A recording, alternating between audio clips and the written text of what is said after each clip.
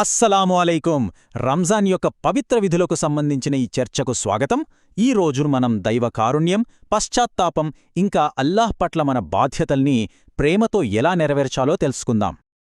చూడండి, రమదాన్ అంటే కేవలం ఉపవాసం ఉండటం మాత్రమే కాదు కదా. ఇది ఒక పవిత్రమైన ఆరాధన, ఒక నమ్మకం. అల్లాతో మనకున్న బంధాన్ని మరింత బలపరుచుకోవడానికి దొరికిన ఒక అద్భుతమైన అవకాశం. మన ఆత్మలను శుద్ధి చేసుకునే ఓ గొప్ప సమయం అన్నమాట. అయితే ఈ పవిత్రమైన ప్రయాణానికి ఏవైనా అడ్డంకులు వస్తే, అంటే జీవితంలో ఒక్కోసారి అనారోగ్యం లాంటి సరైన కారణాల వల్ల, లేదా కొన్నిసార్లు మన పొరపాట్ల వల్ల ఉపవాసం ఉండలేకపోవచ్చు, లేదా ఉన్న ఉపవాసాన్ని మధ్యలోనే ఆపేయాల్సినవచ్చు. మరి ఇలాంటి పరిస్థితుల్లో ఇస్లాం మనకు ఏం చెబుతోంది? అదేంటో చూద్దాం. మొదటగా మనం ఖజా గురించి మాట్లాడుకుందాం. అదేంటంటే, మనం వదిలేసిన ఉపవాసాల్ని మళ్లీ పూర్తి చేయడానికి అల్లాహ్ మనకు చూపించిన మార్గం. ఖజా అంటే సింపుల్గా చెప్పాలంటే, ఏదైనా సరైన కారణం వల్ల రమదాన్లో మనం కొన్ని ఉపవాసాలు మిస్ అయ్యామనుకోండి, వాటిని రమదాన్ తర్వాత వేరే రోజుల్లో పూర్తి చేయడమే. ఇది మనపై ఉన్న ఒక బాధ్యత, గుర్తుంచుకోవాలి. ఈ ఖజా ఉపవాసాల విషయంలో కొన్ని ముఖ్యమైన నియమాలున్నాయి. నిజానికివి మనకు చాలా సౌకర్యంగా ఉంటాయి. చూడండి, వాటిని వీలైనంత త్వరగా పూర్తి చెయ్యాలి. కాని వరుసగా ఉండాలన్న రూలేమీ లేదు. ఇక చాలా ఏళ్ల ఉపవాసాలు బాకీ ఉన్నాయనుకోండి, అప్పుడు ఏ సంవత్సరం కోసమో స్పష్టంగా సంకల్పం చేసుకోవాలి. ఒకవేళ అసలు ఎన్ని ఉన్నాయో లెక్కే గుర్తులేదు అనుకుంటే, అప్పుడు నా బాధ్యతలో ఉన్న మొదటి రమదాన్ యొక్క మొదటి ఉపవాసమని సంకల్పించుకుని మొదలుపెట్టచ్చు. ఇది మన బాధ్యతను సులభతరం చేస్తుంది. సరే, ఖజా గురించి తెలిసింది కదా. ఇప్పుడు అసలు శాశ్వతంగా ఉపవాసము ఉండలేని వాళ్ల పరిస్థితి ఏంటి? వాళ్లకోసం ఇస్లాంలో ఒక ప్రత్యేకమైన ఏర్పాటుంది. దాన్నే ఫిదియా అంటారు. నిజం చెప్పాలంటే, ఈ ఫిదియా అనేది ఇస్లాం యొక్క కరుణకు ఒక గొప్ప నిదర్శనం. ఎవరైనా సరే వృద్ధాప్యం వల్లగాని, నయం కాని అనారోగ్యం వల్లగాని ఉపవాసం ఉండలేని పరిస్థితిలో ఉంటే వాళ్ళు ప్రతి ఉపవాసానికి బదులుగా ఈ పరిహారం చెల్లించవచ్చన్నమాట. మరి దీని మొత్తం ఎంత? ఇది మనం ఈద్ రోజు ఇచ్చే సదకతుల్ ఫితర్ మొత్తానికి సమానంగా ఉంటుంది. అంటే సుమారుగా 1 కిలోనల పైగా గోధుమలు, లేదా దాని ప్రస్తుత మార్కెట్ విలువ ఎంత ఉంటే అంత డబ్బు రూపంలో చెల్లించొచ్చు. అయితే ఈ ఫిదియా ఇచ్చేటప్పుడు కొన్ని నియమాలు పాటించాలి. ఇది చాలా ముఖ్యం. ఇది కేవలం పేదలకు, అవసరమైన వాళ్లకు మాత్రమే ఇవ్వాలి. మసీదు నిర్మాణం లాంటి వాటికి దీన్ని వాడకూడదు. ఇంకో విషయం, సొంత పిల్లలకి, తల్లిదండ్రులకి లేదా జీవిత భాగస్వామికి ఇవ్వకూడదు.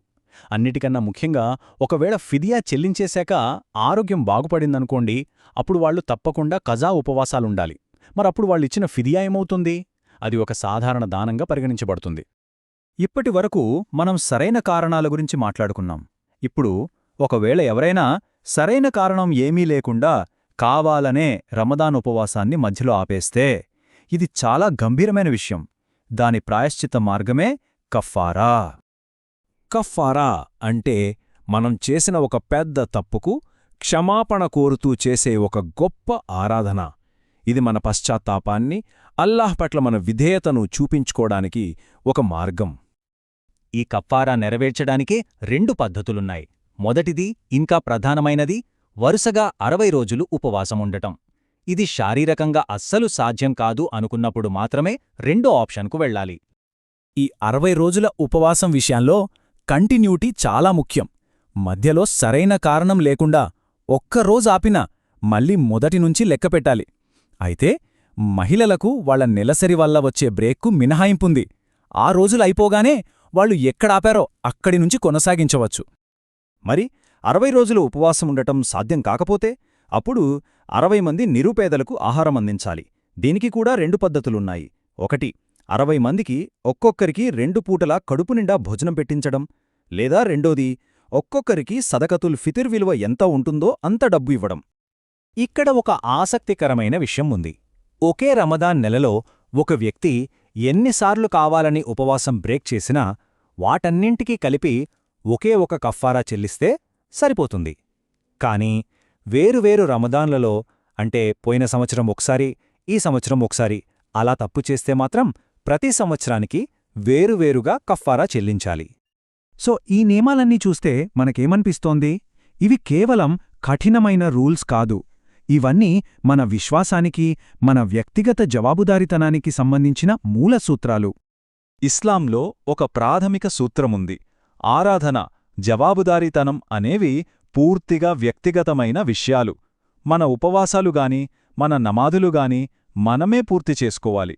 మన బదులు ఇంకెవ్వరు చేయలేరు. మరి జీవితకాలంలో ఈ బాధ్యతలు పూర్తి చేయలేకపోతే అప్పుడు వాళ్ళొక వసియత్ అంటే వీలునామా రాయాలి. అందులో తమ ఖజా ఉపవాసాల గురించి, వాటి ఫిదియా గురించి స్పష్టంగా చెప్పాలి. అప్పుడు వాళ్ళ వారసులు వాళ్ళ ఆస్తి నుంచి ఆ బాధ్యతను తీర్చగలుగుతారు. మొత్తం మీద చూస్తే ఖజా, ఫిదియా, కఫ్ఫారా ఈ మూడు కూడా ఇస్లాంలో ఉన్న దైవిక కరుణకు గొప్ప నిదర్శనాలు. ఖజా అనేది తప్పుల్ని సరిదిద్దుకునే అవకాశం, ఫిదియా అనేది అసమర్థుల పట్ల చూపించే కరుణ, ఇక కఫ్ఫారా అనేది మనస్ఫూర్తిగా పశ్చాత్తాపపడటానికి ఉన్న ఒక మార్గం. మన మీదున్న ఈ ఆధ్యాత్మిక బాధ్యతల్ని మనం పూర్తి చేసినప్పుడు అల్లా ముందు మనస్సాక్షితో నిర్మలంగా నిలబడగలుగుతాం.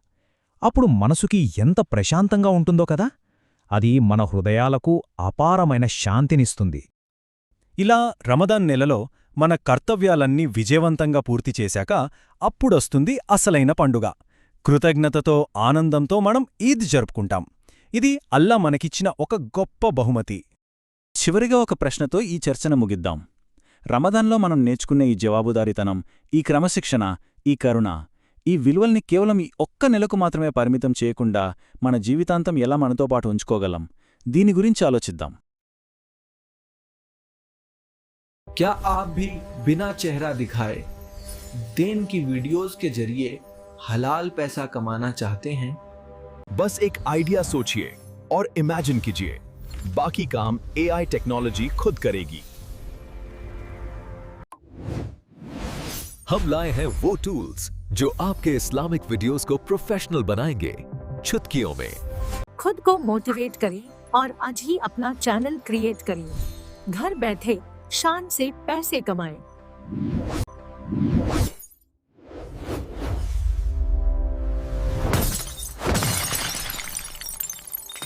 सिर्फ 500 रुपए में। देर न करें, अभी 7997009288 नंबर पर व्हाट्सएप कीजिए और शुरू करें।